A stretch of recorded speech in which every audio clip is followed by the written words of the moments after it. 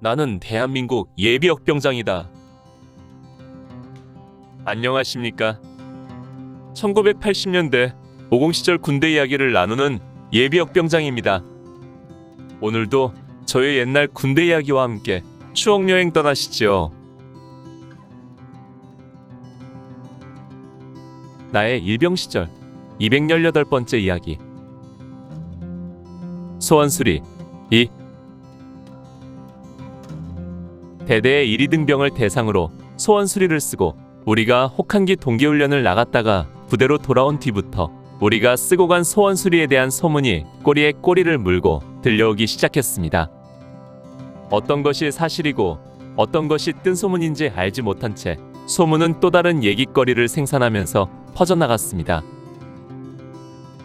주로 들리는 내용은 이런 것이었습니다. 가장 많은 내용은 구타 사건이 있었다는 것이었습니다. 그 당시 군인이라면 누구나 공감할 수 있는 내용이었지만 그것이 소원수리로 나왔을 때는 문제가 될 수밖에 없었습니다.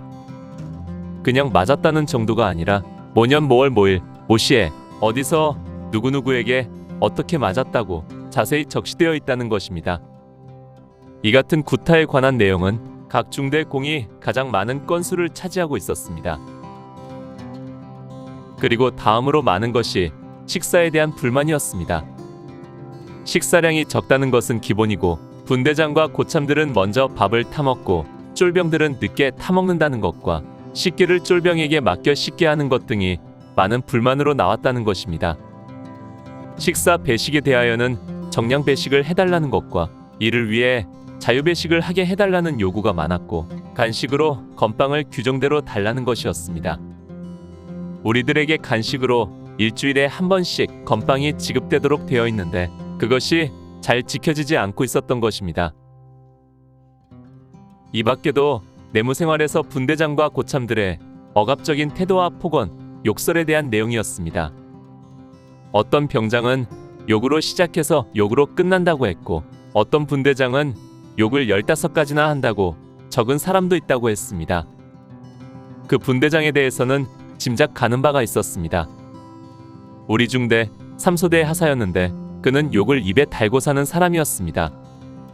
사실 그 분대장은 성격이 나쁘거나 난폭한 사람은 아니었습니다. 아니, 반대로 사람 좋고 조금만 알고 지내면 농담도 잘하고 싹싹하기 그지없는 사람이었고 개인적으로 나에게도 잘해주는 사람이었습니다. 다만 말하는데 욕설을 많이 섞어 한다는데 문제가 있었습니다. 조금만 그 사람에 대해 알면 아무렇지 않은데 처음 보는 신병들에게는 그의 말이 충격적으로 들린 것 같았습니다. 이 밖에도 중대장이나 소대장, 인사계 등에 대한 불만도 여러 가지 나왔다고 했습니다. 더 나아가서 점호를 앉아서 취하자는 말도 나왔다고 하고 어떤 고참은 애인에게서 온 편지를 빼앗아 보았다는 이야기까지 어디까지가 사실인지 모를 이야기들이 소문되어 떠돌아 다녔습니다. 그러다 보니 걸핏하면 소원수리 쓰라는 말이 유행처럼 회자되었습니다. 그런데 시간이 흐르면서 이 소원수리의 결과에 대하여 중대 내에 미묘한 기류가 형성되고 있었습니다. 아마 다른 중대도 마찬가지였을 것입니다. 그것은 분대장, 병장, 상병 등 고참들과 1위 등병 등 쫄병들이 은연중에 분리된 것입니다. 즉, 소원수리를 쓴 쫄병들과 소원수리에서 가해자로 지목된 고참들 사이에 벽이 생긴 것입니다. 여기에 중대의 간부들까지 고참들 편으로 가세하면서 쫄병들에게는 실현의 시간이 시작되었습니다. 처음에는 가해자로 지목된 고참들이 몸을 사리는 것 같더니 시간이 흐르면서 전세가 역전되기 시작한 것입니다.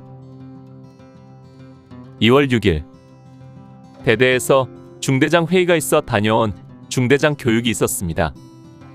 교육 내용은 군기 빠진 1위 등병들에 대한 질책과 이들의 군기문란에 대하여 가차없는 제재 조치였습니다.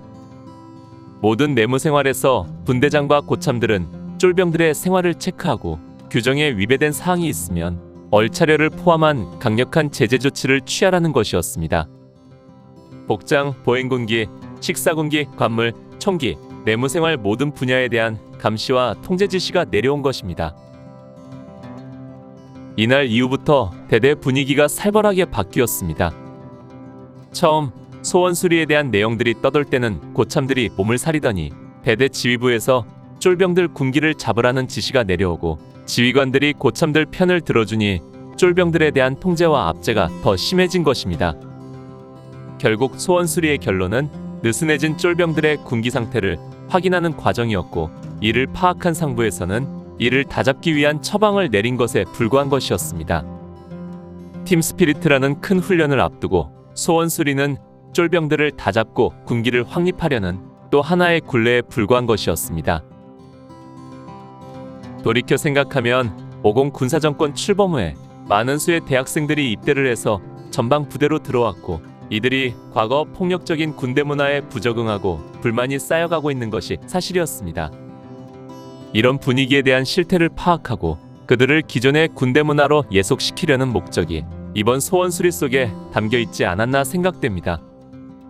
1980년도를 기준으로 우리 선임병들 중에는 대학 졸업자나 재학생은 거의 없었는데, 우리 후임병들은 절반 이상이 대학교를 졸업하거나 재학 중에 입대한 사람들이었습니다. 이들은 기존의 군대 문화에 대하여 논리적인 불만을 가지고 암암리에 불평을 토로하고 있었던 것입니다. 아무튼 이때의 소원 수리는 큰 폭발력을 가지고 상당 기간 우리를 힘들게 했던 것은 사실이었습니다. 오늘 추억 여행에 함께 해주셔서 감사합니다. 다음 이야기를 기대해 주시고 구독과 좋아요 부탁드립니다. 항백